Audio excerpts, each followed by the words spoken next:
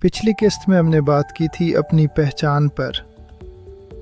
ہم نے جانا تھا کہ ہم صرف مٹی کا ڈھیر نہیں بلکہ ایک روح کا نام ہے۔ لیکن کیا کبھی آپ نے سوچا کہ اس روح کا منبع کہاں ہے؟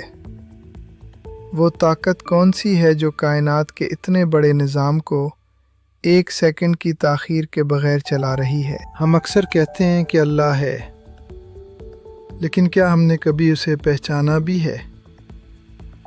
اللہ کو ماننا اور بات ہے اور اللہ کو پہچاننا بالکل دوسری بات۔ ماننا صرف زبان کا اقرار ہے، جبکہ پہچاننا دل کا وہ سکون ہے جس کے بعد کوئی ڈر، کوئی خوف اور کوئی ملال باقی نہیں رہتا۔ اپنے گرد و پیش پر نظر دوڑائیے، اس آسمان کی وسعتوں کو دیکھیے جسے کسی ستون کے بغیر کھڑا کر دیا گیا۔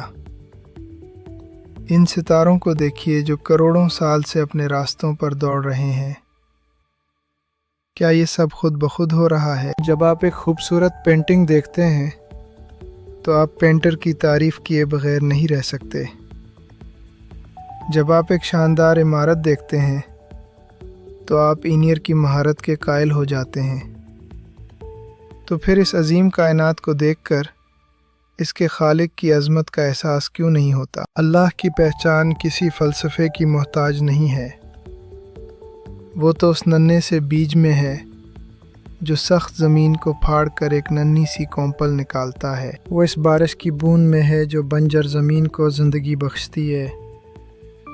وہ اس شیرگ میں ہے جو آپ کے دل کی ہر دھڑکن کے ساتھ اس کا نام لیتی ہے۔ ہم نے اللہ کو پہاڑوں کی بلندیوں اور آسمانوں کی وسعتوں میں تو ڈھونڈا، مگر کبھی اسے اپنے اتنے قریب محسوس نہیں کیا جتنا وہ حقیقت میں ہے۔ اللہ کی سب سے بڑی پہچان اس کی محبت ہے۔ وہ 70 ماؤں سے زیادہ پیار کرتا ہے۔ یہ تو صرف ایک مثال ہے، اس کی محبت کا کوئی موازنہ ہی نہیں۔ ہم گناہ کرتے ہیں، وہ پردہ ڈال دیتا ہے۔ ہم اسے بھول جاتے ہیں، وہ ہمیں رزق دینا نہیں بھولتا۔ ہم اس سے دور بھاگتے ہیں، وہ ہمیں پکارتا رہتا ہے۔ اللہ کی پہچان اس وقت ہوتی ہے جب انسان کو یہ یقین آ جائے کہ کائنات کی ہر چیز اسے چھوڑ سکتی ہے، مگر وہ ذات اسے کبھی تنہا نہیں چھوڑے گی۔ وہ تو آپ کی ان خاموش دعاؤں کو بھی سنتا ہے جو ابھی آپ کی زبان تک بھی نہیں آئی ہوتی۔ خالق کو پہچاننے کا سب سے بڑا فائدہ یہ ہے کہ انسان بے فکری کی دولت سے مالا مال ہو جاتا ہے۔ جب آپ کو پتہ چل جاتا ہے کہ آپ کا مالک کون ہے، آپ کا رازق کون ہے اور آپ کی تقدیر کس کے ہاتھ میں ہے، تو دنیا کے غم چھوٹے لگنے لگتے ہیں۔ خالق کی پہچان بندگی کی معراج ہے۔ جب بندہ اپنے رب کو پہچان لیتا ہے تو وہ بندوں کی غلامی سے آزاد ہو جاتا ہے۔